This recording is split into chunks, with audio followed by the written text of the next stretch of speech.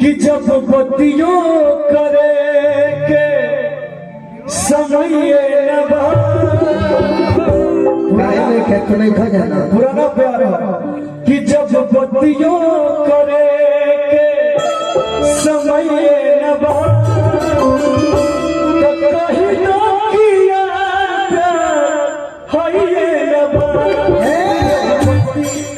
जब बत्तियों करेंगे समय न बा तब कही कि यार प्यार है न बा और जब पति के मरम अरे सती जानी है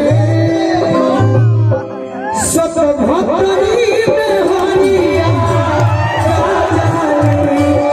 पति के मरम हरि सती जानी है सत भक्तरी में हरिया पति के मरम सती जानी है। एक मिनट मेरी बात सुनिए। भोजपुरी में बोलो बिना तू सुनी चाहे सुनो चाहे सुन वहाँ लोग से बोली क्या मतलब बा? सती जनी है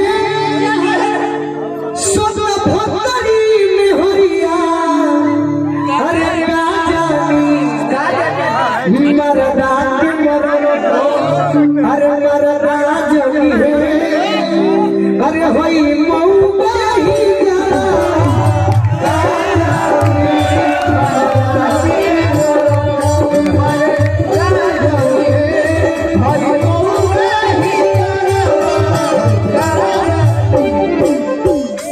कहा तेरे से दुख लगल जब करे कहे तू हमें गरीब से मिलल बड़ू रोज गरीब के बाद ना रोज अमीर से मिलल करू से देखिए अमीर गरीब के बाद ना बा हम कोनो बहुत आपसे मैं जूनियर ही हूँ सीनियर नहीं हूँ आप मेरे सीनियर हैं। अरे तुम मेरी जान हो यार जूनियर सीनियर क्या होता है लेकिन एक होता है आप बुरा नहीं मानिएगा शब्द का उच्चारण मुझे आप ऐसे बोल रहे हैं तो अच्छा नहीं लग रहा है बाकी तो हम आपसे तब हम कहने न बहुत कि पति के मरम सती जनी है सत भक्तरी में हरिया का जानी उच्चारण कर पूछे के बाद हमारा से पूछ ना ठीक बा लेकिन सब ना समझेला आप समझता नहीं हम समझता नहीं लेकिन भाई लोग नहीं समझा सब नहीं समझ भाई अब तारे जो सर्च समझाए तो हम तेरे प्यार में डूब जाए ये नहीं तू ही कह जो तारा अच्छा लगा अब तू चाहो कि खाली हम पवन सिंह के फेरा में रही तो हम ना हो इजान लगा बोला हमरो बोले लगी तो पवन सिंह की क्या बात करते बोल तो तू उनका फाइन होने से मैं उनका फेरा में रहने से मैं आपसे बोली आपसे मैं बोल क्यों आपकी बात करते हैं हमारा तो तू हमारी बात के दुख मत मान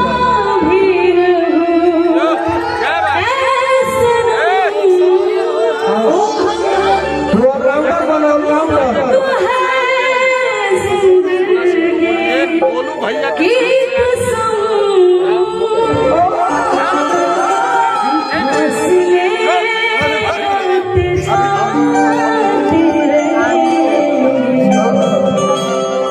लेकिन प्यार नहीं होगा देखिए सब ठीक है हम क्यों कि ऐसे पर्सनल लेके बोले कि हम इनकरा पीछे बनी शायद रौरा बनी यही से सोचा था नहीं तू सबका खातिर बनाई है हम चाहते हैं बिल्कुल मैं हूँ खराब है से लगत ऐसा करो तू नहीं तू अब रौरा कुछ तू हमारे करे कुछ ना तू हमारे पुरान प्रेमी हो गए गोलू राजा ने भुला करू ये से तहरा दुख ऐसे लगा सब लोग बोलते हैं अब बोलने में क्या बा हम कुछ भी बोल दे बोलने में कुछ हो जाता चलिए गाना गाते हैं तू ये से नहीं कुछ पुराना प्रेमी अक्सर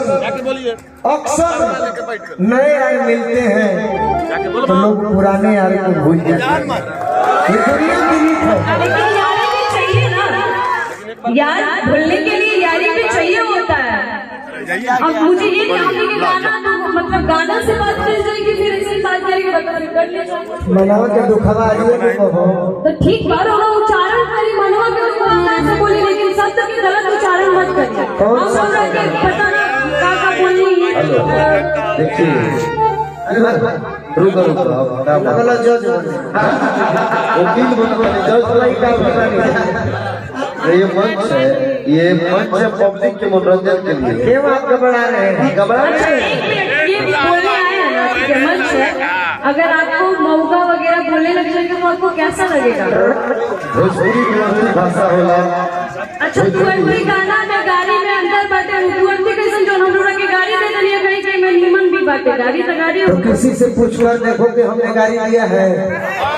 अच्छा सर, तो बहादुरी मीन्स क्या होता है? क्या होता है? ये नहीं करने का, समझिए आप लोग भी क्या चलता है भैया? बात। की गुनाह लगा फंसा महाराज चलिए गाना गाइए। तो ये गाना गाते हैं, मैं भी वही बोल रही हूँ, सब के गाना गाते हैं ना। तो कहे के खराब भई है तुम के लायक बाड़ू हमारा लायक नहीं। ये बात मत बोलो। तेरा दुख लगा तो तू बैठ जा। सुना तेरा हमरा माँ के दुख लगा तो तू बैठ जा, तू उनके लायक बाड़ू हमारा लायक नहीं थी। इंकरा इंकरा मत बोलो, आप लोग कभी सुने हैं? आप एक बार बोले मैं आ गई। हम नहीं बोले हम नहीं बोले। तेरा दुख लगा तो तू बैठ आ, तेरा से 2 घंटा भी हमारे मुखिया जी वही हो, तेरा गावे के बैठ 2 घंटा गावे। एक मिनट, आप धमकी दे रहे हैं, आप हमेशा कंट्रोवर्सी क्यों करते हैं? कंट्रोवर्सी?